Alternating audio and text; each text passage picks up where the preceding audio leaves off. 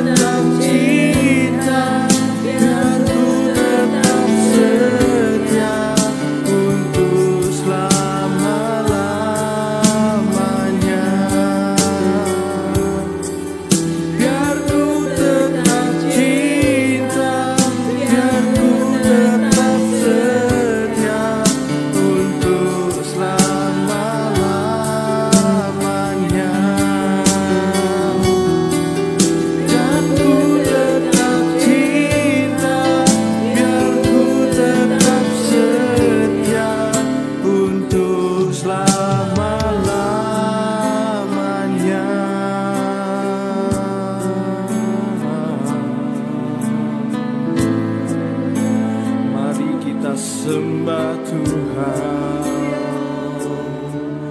Haleluya.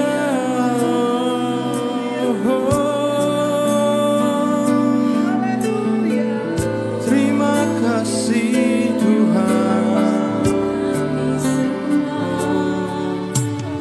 Haleluya.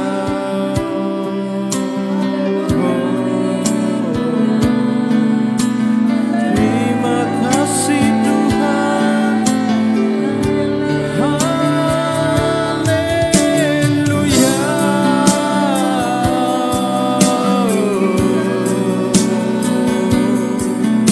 Terima kasih Tuhan.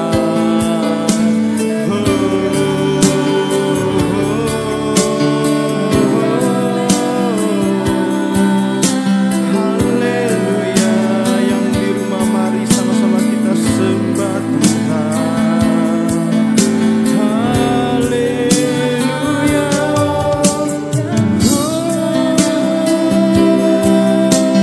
Haleluya. Terima kasih Tuhan.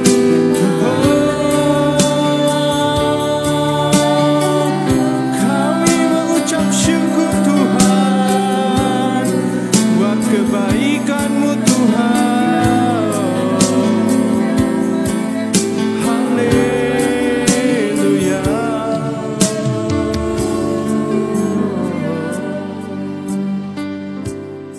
Shalom, hari ini kita mau belajar firman Tuhan kembali. Buka Alkitab saudara, lihat dalam Injil Matius pasal 18 di ayat yang ke-21 dan ayat 22. Dua ayat yang kita baca dan menurut saya dua ayat ini sudah tidak asing bagi kita.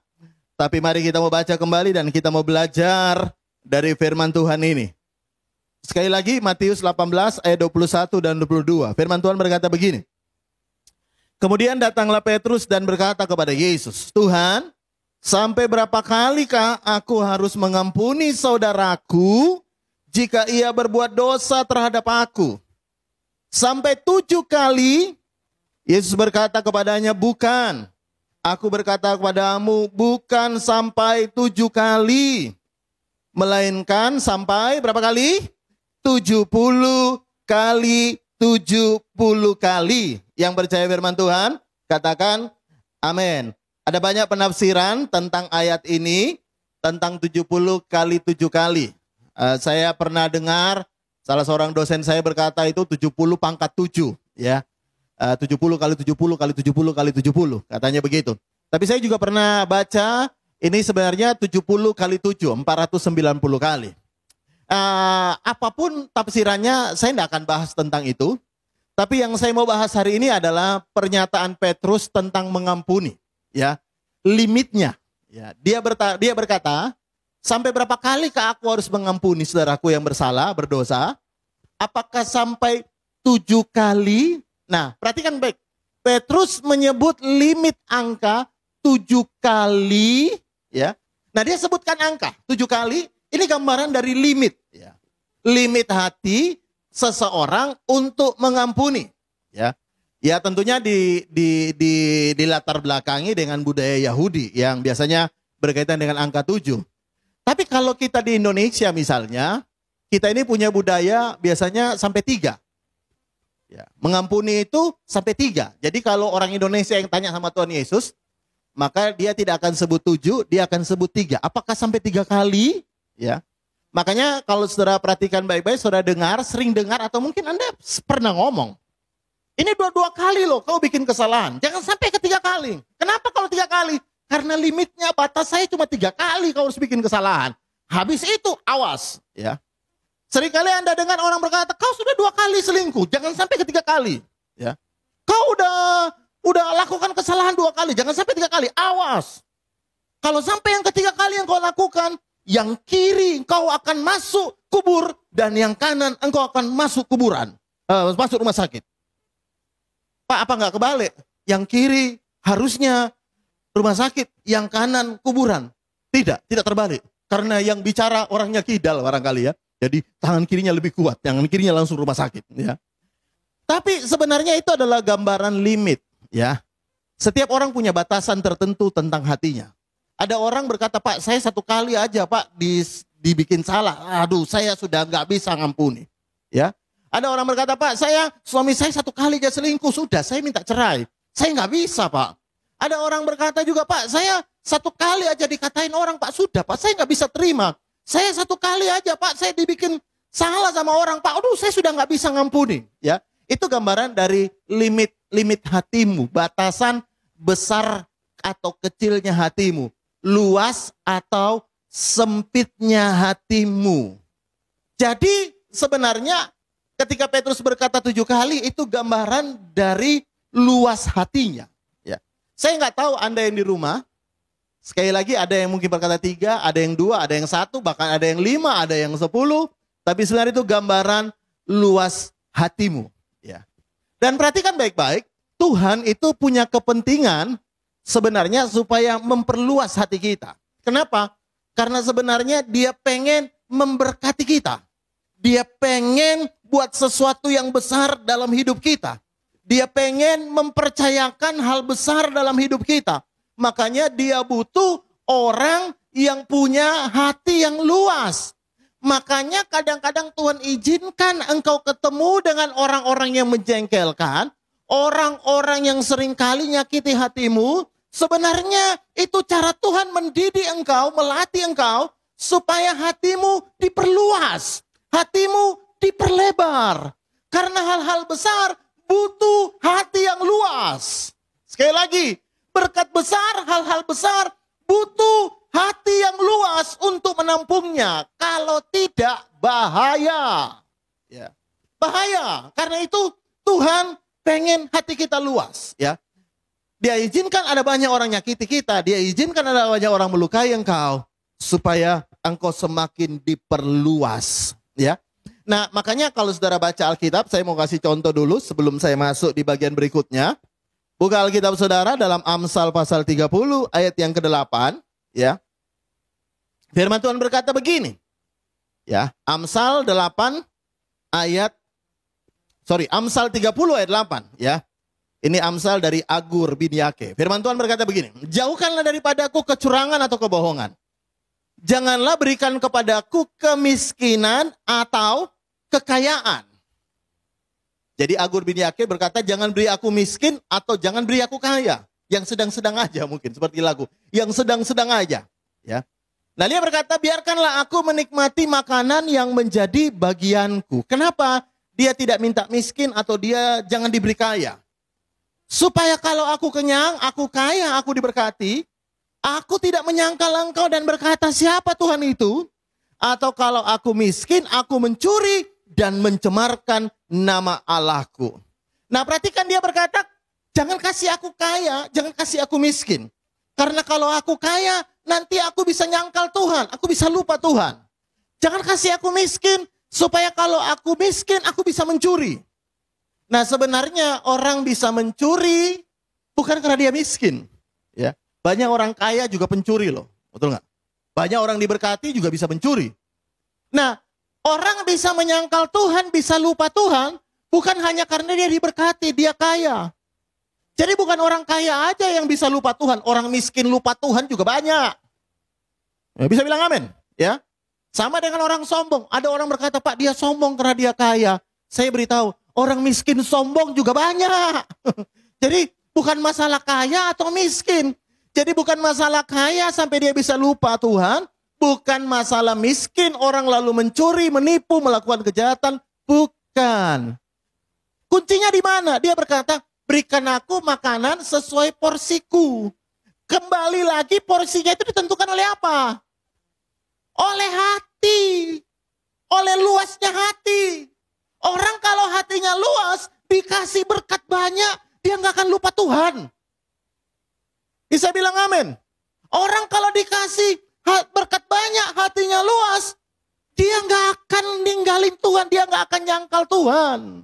Nggak. Jadi semuanya tergantung hati. Porsi Anda itu ada di hatimu.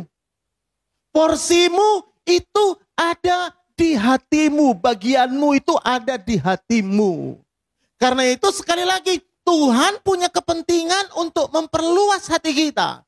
Karena dia pengen menyalurkan banyak hal besar dalam hidup kita. Dia pengen pakai hidupmu, dia pengen berkati hidupmu supaya engkau jadi berkat. Dia pengen lakukan perkara besar dalam hidupmu. Cuma Tuhan bilang, perluas hatimu. Bagaimana mau luas? Baru disenggol dikit, bacok. Ya, ada orang berkata, senggol bacok. Ya. Bagaimana? Engkau tidak belajar ngampuni. Engkau tidak pernah belajar ngampuni. Karena itu gambaran dari keluasan hatimu. Karena itu sekali lagi Tuhan pengen hatimu luas. Nah, saya mau tunjukkan bagian berikutnya adalah begini. Contoh orang yang punya hati luas, kemudian Tuhan berikan hal yang luar biasa dalam hidupnya. Bahkan sebelumnya dia punya masalah besar. Coba lihat dulu sama-sama di dalam 2 Raja-Raja pasal yang keempat, ayat yang pertama. Lihat gini.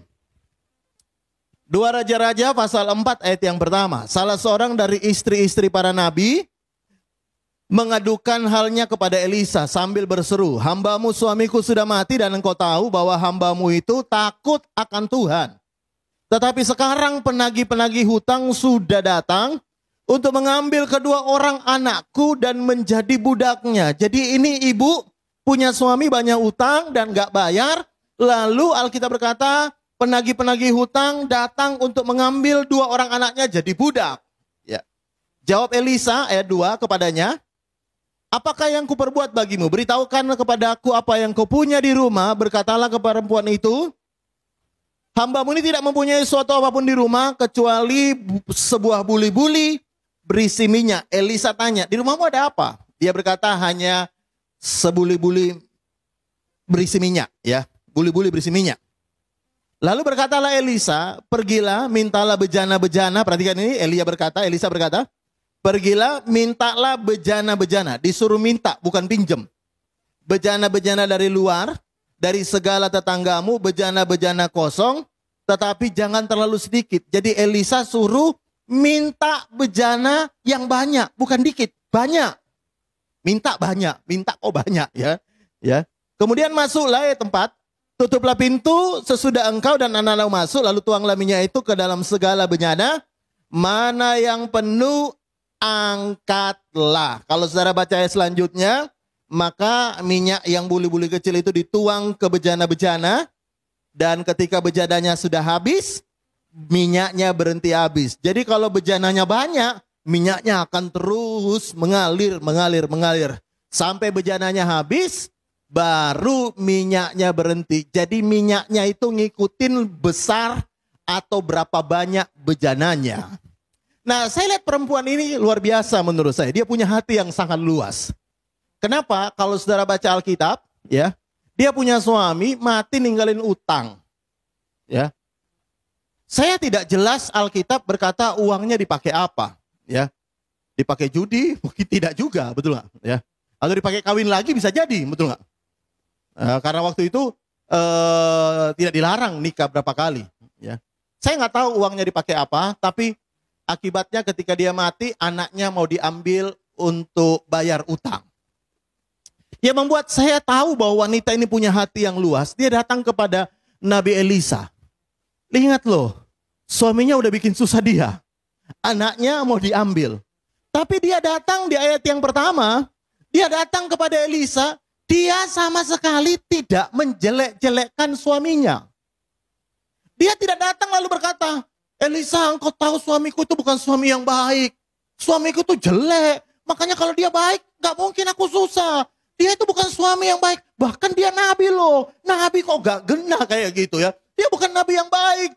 Tapi kalau saudara baca Alkitab, dia gak sama sekali jelek-jelekkan suaminya yang sudah bikin susah dia dan anak-anaknya. Ya. Sehingga anaknya mau disita, diambil sebagai bayar utang, jadiin budak. Dia malah datang, dia bilang begini, engkau tahu suamiku itu atau hambamu itu adalah yang takut Tuhan. Dia malah bilang suamiku takut Tuhan. Wow. Saudara tahu orang jengkel kadang nggak bisa nyembunyiin kejengkelannya loh. Ya. Saya yakin perempuan ini kalau dia marah, dia jengkel, dia nggak bisa ngampuni suaminya, maka dia akan datang dengan menjelek-jelekkan suaminya. Tapi dia tidak menjelek-jelekkan suaminya. Kenapa? Dia punya hati yang luas. Saya bisa dengar kata amin. Dia punya hati yang lebar. Dia punya hati yang tidak kerdil. Makanya saya mau kasih tahu kepada saudara. Kemudian mujizat terjadi luar biasa. Itu sebenarnya karena hatinya luas. Sehingga nanti saya akan tunjukkan bagian berikutnya. Bagaimana kemudian mujizat itu terjadi. Ya. Tapi yang pertama adalah begini. Orang ini luar biasa. Ya. Suaminya menurut saya bukan suami yang baik. Ya. Tapi dia tetap bisa cerita. Ya. Saudara, kalau Anda jengkel sama seseorang, saya mau tanya sama Anda bisa cerita yang baik nggak tentang orang yang Anda jengkel? Halo yang di rumah, Anda bisa cerita yang baik nggak tentang orang yang Anda nggak suka? Nggak bisa. Biasanya Anda jelek-jelekkan. Kalau perlu Surabaya ngerti, ya. Kalau perlu Indonesia ngerti tentang kejelekan orang itu. Ya. Tapi kalau saudara lihat ini, wanita ini enggak. Suami yang udah mati pun dia nggak jelek-jelekan. Dia nggak marah-marah, dia nggak ini. Tapi dia punya keluasan hati. Karena saya tahu mungkin suaminya bikin salah. Tapi dia udah ampuni suaminya. Saya bisa dengar kata amin. Karena itu kemudian lihat caranya Elisa menunjukkan pertolongannya, mujizatnya luar biasa. Elisa bertanya, di rumahmu ada apa? Ada minyak buli-buli kecil. Ya, buli-buli kecil. Berisi minyak. Lalu Elisa bilang, minta kepada tetangga-tetanggamu bejana-bejana tapi jangan dikit. Bejana jangan dikit, suruh minta. Saudara tahu perempuan ini minta bejana. Dan Elisa berkata jangan dikit tapi banyak.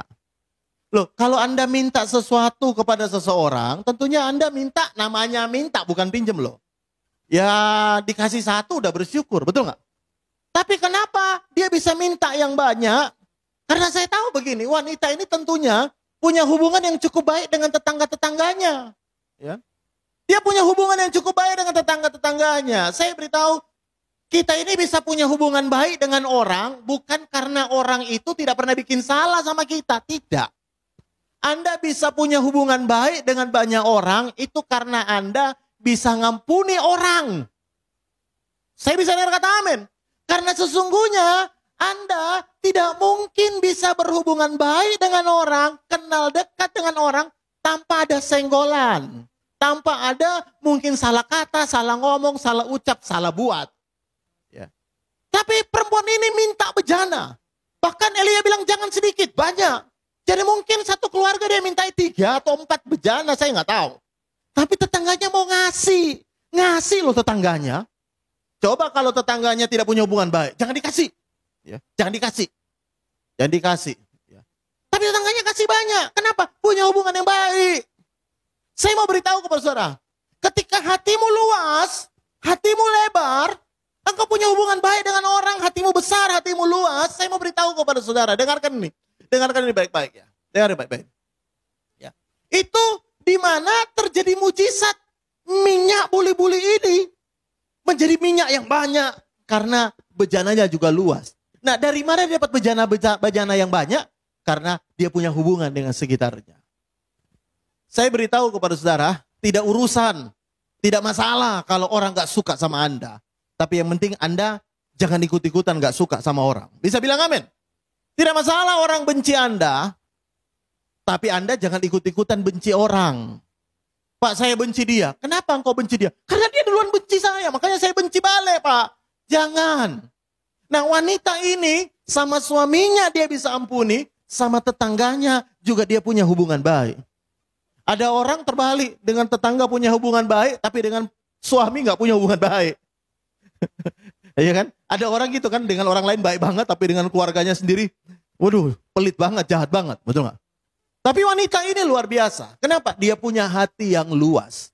Makanya kemudian mujizat terjadi. Dia datang kepada Elisa. Elisa bilang begini kepada janda itu. Hiduplah, bayar utangmu, hiduplah dengan lebihnya. Saya berdoa hari ini begini saudara ya. Limitmu diperluas. Limitmu diperlebar. Ada orang berkata, Pak, saya mertua saya ampuni. Tapi ipar saya tidak. Ayo perlebar limitmu. Kalau engkau sudah bisa ngampuni mertuamu, kenapa engkau tidak sekalian ampuni iparmu? Kok enggak ono sing amin? Amin. Bisa bilang amin. Ada orang berkata, Pak, suami saya sudah ampuni, tapi mertua saya nggak saya ampuni. Kalau engkau sudah bisa ampuni suamimu, kenapa nggak sekalian dengan mertuamu? Saya bisa dengar kata amin. Pak, ketua RT saya sudah ampuni. Lah, cuma ketua RW saya nggak ampuni. Kalau ketua RT-nya diampuni, ketua RW-nya sekalian. Saya nggak tahu karena apa, ya. Tapi sekalian, perluas limitmu. Pak, saya udah 5 kali loh, Pak. Aduh, Pak, saya sudah 5 kali. Perlebar limitmu. Karena ketika hatimu lebar, Tuhan mau pakai hidupmu. Tuhan mau mempercayakan hal besar untuk hidupmu.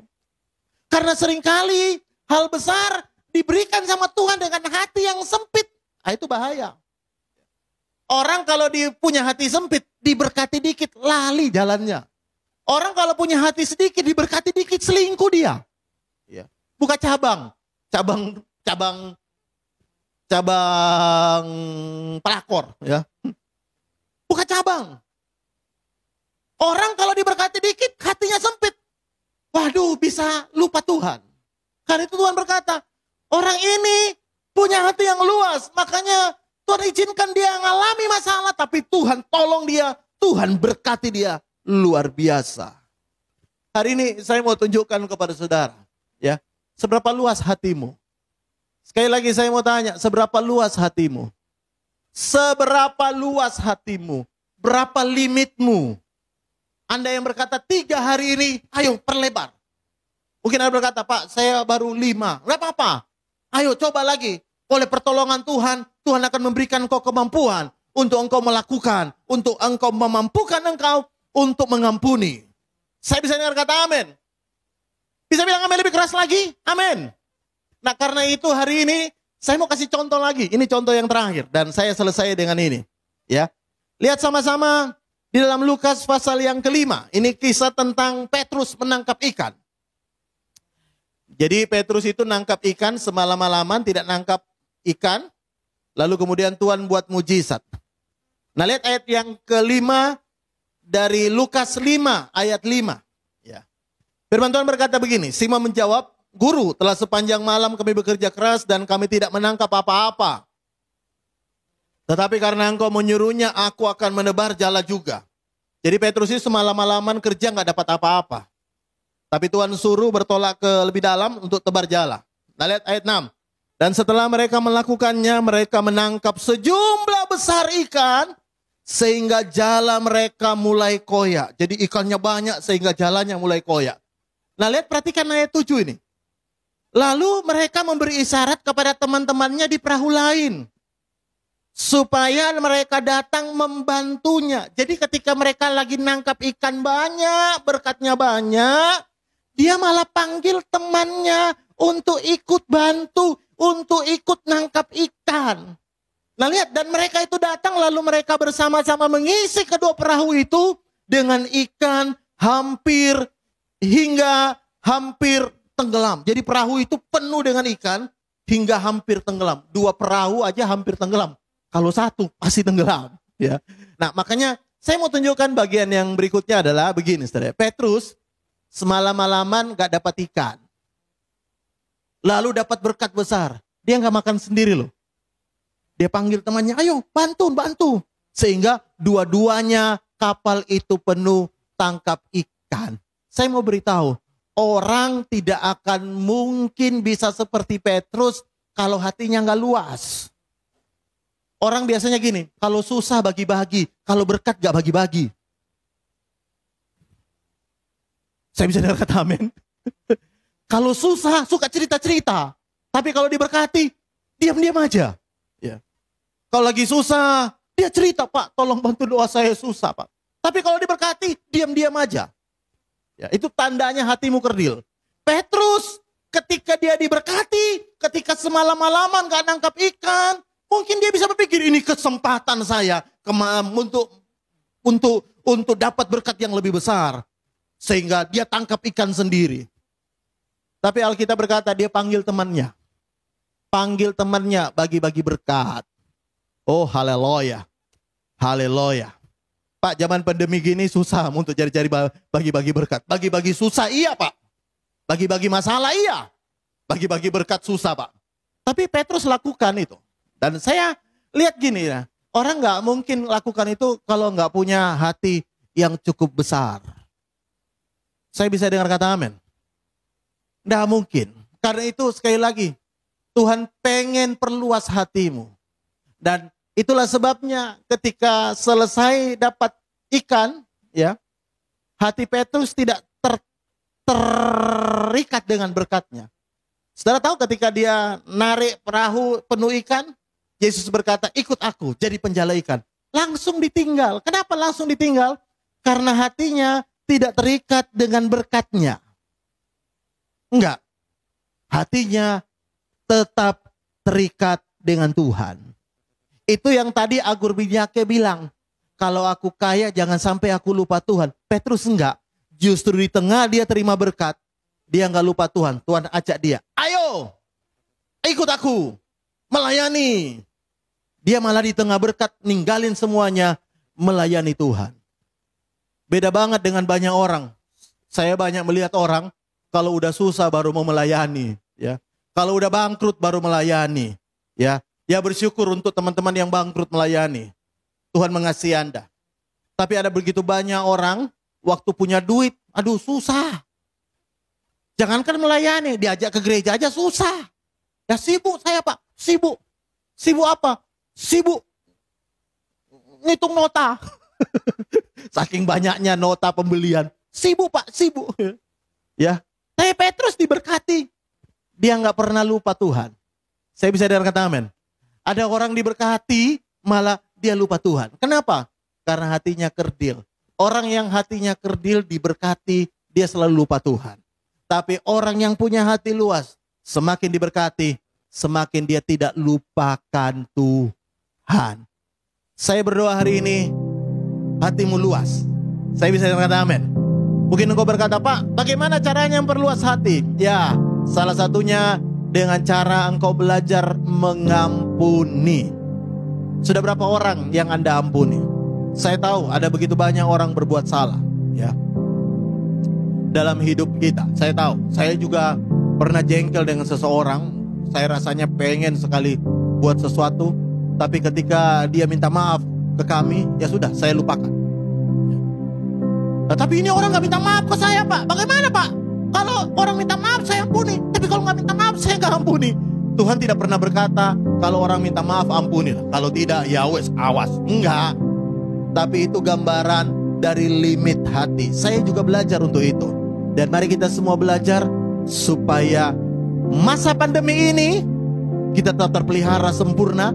Berkat Tuhan mengalir dalam hidupmu, dalam usaha pekerjaanmu, engkau terpelihara dan jadi berkat karena hatimu luas.